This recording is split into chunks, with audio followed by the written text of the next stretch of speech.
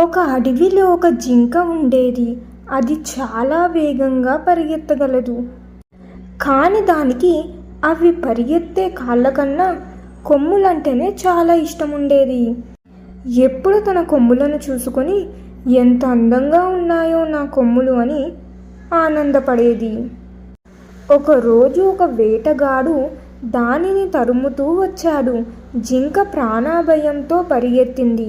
పరిగెడుతూ ఒక నది దగ్గరకు చేరుకుంది. నది దాటడానికి ప్రయత్నించగా దాని కొమ్ములు ఒక పొదలో చిక్కుకున్నాయి. జింక తన కొమ్ములను విడిపించుకోవడానికి చాలా ప్రయత్నించింది, కానీ అది సాధ్యం కాలేదు.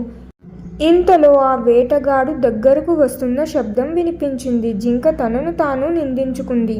నా అందమైన కొమ్ములే నాకు ఇప్పుడు శత్రువులుగా మారాయి. వేగంగా పరిగెత్తడానికి ఉపయోగపడిన కాళ్ళే నన్ను రక్షిస్తాయి అని అనుకుంది జింక.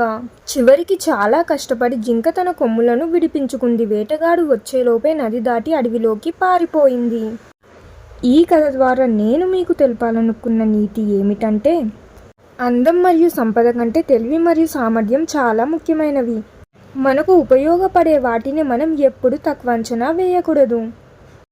ఈ కథ ఎలా అనిపించింది? మీకు నచ్చిందా? నచ్చితే లైక్ చేయండి మరియు మీ అభిప్రాయాలను కామెంట్స్లో తెలియజేయండి.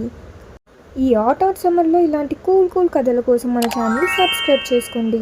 ఇంకొక మంచి కథలో మళ్ళీ కలుద్దాం.